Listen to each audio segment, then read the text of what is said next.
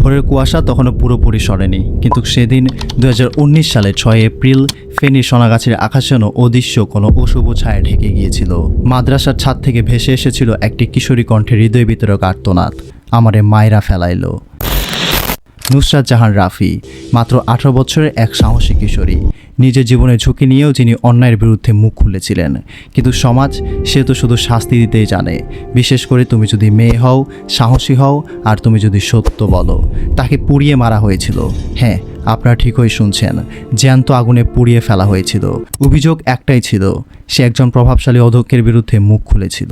এই ঘটনা শুধু একটি হত্যাকাণ্ড নয়, এখানে আছে এক মারাত্মক ষড়যন্ত্র, জেলের ভেতর বসে রচিত হত্যার চিত্রনাট্য, নারী নিপীড়নের নোংরা মুখোশ আর সমাজের এক নির্মম প্রতিচ্ছবি। আজ আমরা আপনাদের জানাবো কিভাবে নুসরাত হয়ে উঠল এক নাম অজানা বিপ্লবের প্রতীক, আর সেই পথে হেঁটে কিভাবে হারিয়ে গেল আগুনের লেলিহান শিখায়। কিন্তু যদি বলি সত্যিটা এখন অনেকেই জানে না, আপনি কি বিশ্বাস করবেন? তাহলে চলুন সত্যটা জেনে আসি একসাথে। নুসরাত জাহান রাফি একজন সাধারণ মেয়ের ও সাধারণ গল্প। ছোট্ট একটি শহর ফেনীর সোনাগাছিতে জন্ম নেওয়া এই কিশোরীর স্বপ্ন ছিল বড় হয়ে শিক্ষিকা হওয়া, শিক্ষার আলো ছড়াতে চেয়েছিল সমাজে। আর এজন্যই সে ভর্তি হয়েছিল সোনাগাছি ইসলামিয়া ফাজিল মাদ্রাসায়। সে ছিল পরিবারের নয়নের মণি। তার বাবা এক ছোট ব্যবসায়ী, মা একজন গৃহিণী। অভাব অনটনের মধ্যেও তারা স্বপ্ন দেখতেন মেয়েকে পড়ালেখা করিয়ে সমাজে একজন আদর্শ মানুষ হিসেবে প্রতিষ্ঠা করবেন। বন্ধুদের চোখে নুসরাত ছিল একরকমের অনুপ্রেরণা, ভদ্র বিনয়ী কিন্তু অন্যায় দেখলে চুপ না থাকা এক সাহসী কণ্ঠ। কিন্তু কে জানতো এই স্বপ্ন, এই নির্ভীকতা একদিন তার মৃত্যুর কারণ হয়ে দাঁড়াবে? কে ভেবেছিল যে মেয়ে দুঃস্বপ্নে ভয় পেত, সে নিজেই একদিন জেগে থাকা দুঃস্বপ্নে পরিণত হবে গোটা জাতির জন্য? নুসরাতের এই চরিত্রটাই ছিল সবচেয়ে বড় শক্তি, আর দুর্ভাগ্যজনকভাবে তার সবচেয়ে বড় দুর্বলতাও। কারণ এক অসুস্থ সমাজে সত্য বলার মূল্য চিরকালই রক্ত দিয়ে দিতে হয়। আমরা জানি মাদ্রাসা একটি পবিত্র স্থান, জ্ঞান, নৈতিকতা, ধর্মীয় শিক্ষার কেন্দ্র। কিন্তু যখন এই পবিত্র স্থানের পরিচালকের মুখোশের নিচে লুকিয়ে থাকে এক বিকৃত মন, তখন সেই স্থান রূপ নেয় নরকে। সিরাজ উদ্দৌলা ছিলেন সোনাগাছি ইসলামিয়া ফাজিল মাদ্রাসার অধ্যক্ষ। ভুইমুরকি চোখে সে ছিলেন একজন ধর্মীয় নেতা, সম্মানিত শিক্ষক। কিন্তু পর্দার আড়ালে তার চরিত্র ছিল ধ্বংসের কেন্দ্রবিন্দু। কথা ছিল সে নীতির কথা বলবে, পবিত্রতা দীক্ষা দিবে। বাস্তবতা সে নিজেই ছিল বিকৃত কামনার এক জীবন্ত প্রতিচ্ছবি। বছরের পর বছর ধরে মাদ্রাসার ছাত্রীর উপর সে চালিয়ে যাচ্ছিল নিপীড়ন। কেউ মুখ খুলতে সাহস পায়নি, কারণ তার ছিল রাজনৈতিক পৃষ্ঠপোষকতা আর এক অদৃশ্য ক্ষমতার চক্র। নুসরাত ছিল প্রথম যে ভয় না পেয়ে থানায় গিয়ে লিখিত অভিযোগ করে। কিন্তু সিরাজ, যিনি বছরের পর বছর নিজেকে অদ্বিতীয় মনে করতেন, এই চ্যালেঞ্জ তিনি মেনে নিতে পারেননি। জেলে যাওয়ার সময় সে জানতো সে ফিরে আসবে অথবা প্রতিশোধ নেবে, এবং সেই প্রতিশোধের পথ সে ঠিক করেছিল সেদিনই, যেদিন নুসরাত থানার জিডিতে তার নাম লিখেছিল। ভাইরে, এখানে প্রশ্ন একটাই, যদি একজন সিরাজ উদ্দৌলা এত দাপট নিয়ে বছরের পর বছর চলতে পারে, তাহলে আমরা কাদের বিশ্বাস করব? শিক্ষকের মুখোশ পরে যদি শয়তান ঘুরে বেড়ায়, তবে শিক্ষালয় কি আর নিরাপদে থাকে? এখন ঘটনায় আসি।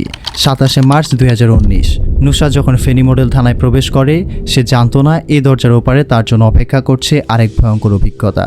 সে জানাতে এসেছিল তার উপর অধ্যক্ষ সিরাজউদ্দৌলা শারীরিকভাবে নিপীড়ন চালিয়েছে। কিন্তু অভিযোগ নেওয়ার বদলে পুলিশ কর্মকর্তা মোয়াজ্জিম হোসেন শুরু করেন নুসরাতকে জেরা, আর তা ভিডিও করে ছড়িয়ে দেন সামাজিক যোগাযোগ মাধ্যমে।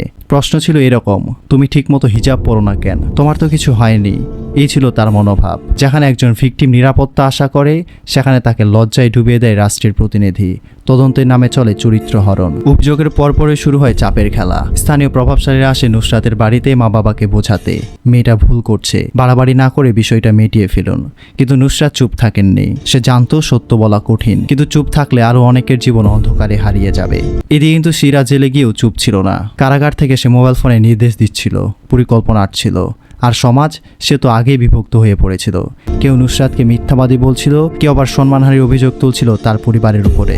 এই চাপের ভেতরেও নুসরাত পরীক্ষা দিতে যায়, মাথা উঁচু করে, চোখে আগুন নিয়ে। কিন্তু সে জানতো না এই পরীক্ষায় হবে তার জীবনের শেষ পরীক্ষা। আর এইদিকে সিরাজউদ্দৌলার সময় তখন কারাগারে কনক্রিটের দেয়ালের ভেতরে, কিন্তু মস্তিষ্ক ঘুরছিল প্রতিশোধের আগুনে। সিরাজউদ্দৌলা আর তার অনুসারে স্থির করলো নুসরাত বাঁচলে তাদের ক্ষমতা থাকবে না, তাই তাকে সরাতে হবে চিরতরে। পরিকল্পনা শুরু হয় নিখুঁতভাবে।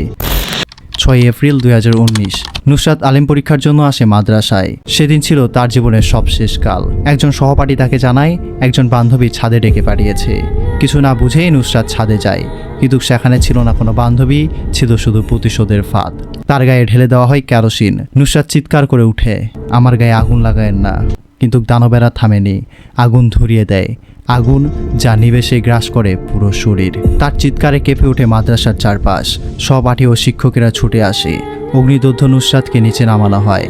তার মুখ, গলা, বুক সব পুড়ে তখন ছাই হয়ে যায়। তবুও সে হাল ছাড়েনি। জীবনের শেষ মুহূর্তে দগ্ধ শরীর নিয়েও সে বলে যায় অপরাধীদের নাম। ভাইরে, এমন সাহস কজনার থাকে? আপনারাই বলুন। তার চিকিৎসা শুরু হয় ঢাকায়, কিন্তু 80% পুড়ে যাওয়া শরীর আর পারে না যুদ্ধ করতে। 10 এপ্রিল 2019 ভোরের আলো ফোটার আগে নুসরাত চিরঘুমে চলে যায়। ভাইরে, একজন কিশোরী যে শুধু অন্যায়ের বিরুদ্ধে মুখ খুলেছিল, তাকে পুড়িয়ে মারা হলো ধর্মীয় শিক্ষা প্রতিষ্ঠানের ছাদে। এই বাস্তবতা আমরা কেমনে মেনে নিতে পারি? 10 এপ্রিলের সকালটা ছিল বড্ড ভারী। দেশের প্রতিটি মানুষের চোখে ছিল জল, আর অন্তরে ছিল ক্ষোভ। নুসরাতের মৃত্যু যেন গোটা জাতিকে চেপে ধরেছিল। দেশ জুড়ে শুরু হয় প্রতিবাদ। স্কুল, কলেজ, বিশ্ববিদ্যালয়ের শিক্ষার্থীরা রাস্তায় নামে। ন্যায়রা গর্জে ওঠে, সাধারণ মানুষ সোচ্চার হয়। রাজনীতি, ধর্ম, পেশা সব বিভেদ ভুলে এক হয় পুরো বাংলাদেশ। এই হত্যাকাণ্ড এতটাই আলোড়ন সৃষ্টি করে যে সরাসরি প্রধানমন্ত্রীর হস্তক্ষেপ আসে। তিনি নুসরাতের পরিবারের পাশে দাঁড়ান, প্রতিশ্রুতি দেন ন্যায় বিচার হবেই। আর এদিকে পিবিআরের তদন্তে বেরিয়ে আসে ভয়ঙ্কর সত্য। সিরাজদুল্লাহ, পপি, শামীম, নুরউদ্দিন সহ মোট 16 জনকে অভিযুক্ত করা হয়। প্রমাণিত হয় সিরাজ জেল থেকে নির্দেশ দিয়েছিল নুসরাতকে সরিয়ে দেওয়ার জন্য। 2019 সালের 24 অক্টোবর, মাত্র 6 মাসের মধ্যে ফেনীর নারী ও শিশু নির্যাতন দমন ট্রাইব্যুনাল রায় ঘোষণা করে। 16 জন আসামিকে দেয় মৃত্যুদণ্ড। আদালত বলে এই হত্যাকাণ্ড রাষ্ট্র ও সমাজ বিরোধী। রায়ের দিনে নুসরাতের মা বলেছিলেন, আমার মেয়ের বিচার হয়েছে, আমি শান্তি পেয়েছি। কিন্তু এই শান্তির পেছনে লুকিয়ে আছে এক মেয়ের জ্বলন্ত আত্মত্যাগ। নুসরাতের মৃত্যু যেমন আমাদের কাঁদিয়েছে, তেমনি তার বিচার আমাদের শিখিয়েছে সত্য কখনো মরে না। যদি একজন মানুষ অন্যায়ের বিরুদ্ধে দাঁড়ায়, তাহলে বদলে যেতে পারে গোটা সমাজ। নুসরাত এই একটি নাম আজ শুধু একটি মেয়ের পরিচয় নয়, এটি হয়ে উঠেছে প্রতিরোধের প্রতীক, সাহসের অপরাজয়ের ব্যাখ্যা। তার মৃত্যু আমাদের কাঁদিয়েছে, কিন্তু তার সাহস আমাদের জাগিয়েছে। স্কুল কলেজের ছাত্রীদের কাছে সে এখন রোল মডেল। শিক্ষকতা পেশায় নারীদের নিরাপত্তা ও সম্মান নিয়ে নতুন করে ভাবা শুরু হয়েছে। নুসরাত দেখিয়ে গেছে অন্যায়ের সামনে মাথা নত নয়, উঁচু করে দাঁড়াতে হয়। নিজের জীবনের বিনিময়ে সে প্রমাণ করে গেছে একজন মানুষ, একজন কণ্ঠস্বর কতটা শক্তিশালী হতে পারে। এখন তার নামে লেখা হয়েছে কবিতা, গান, নাটক। দেশের আইন শৃঙ্খলা ব্যবস্থায় এসেছে সচেতনতা। অভিযোগ দেওয়ার সময় ভিডিও ধারণ করা বাধ্যতামূলক হয়েছে। নারী নির্যাতনের মামলায় নেওয়া হয়েছে দ্রুত পদক্ষেপের উদ্যোগ। ভাইরে, সে চিরকাল থাকবে আমাদের মনে। সাহস যখন হারিয়ে যাবে, চোখে যখন আসবে অন্ধকার, ঠিক তখনই মনে পড়বে এক মেয়ে আগুনে জ্বলেও অন্যায়ের কাছে মাথা নত করেনি। তো ভাই সবেরা, আজ আমরা জানলাম নুসরাত জাহান রাফির সেই হৃদয় বিতরক একটি গৌরবময় ঘটনা, যা কাঁদায়, ভাবায় এবং আমাদের দায়বদ্ধ করে তোলে। তার আত্মত্যাগ যেন ব্যর্থ না হয়। আমাদের কর্মে, আমাদের প্রতিবাদে তার নাম বেঁচে থাকুক। আজকের ঘটনা এ পর্যন্তই। যদি ভিডিওটি ভালো লেগে থাকে, অবশ্যই লাইক দিয়ে আমাদের ইউটিউব চ্যানেলটিকে সাবস্ক্রাইব করতে ভুলবেন না। আবারও ফিরবো নতুন কোনো সত্য কাহিনী নিয়ে। ততদিন পর্যন্ত প্রতিবাদী থাকুন, সচেতন থাকুন, নুসরাতের মতো সাহসী হয়ে উঠুন।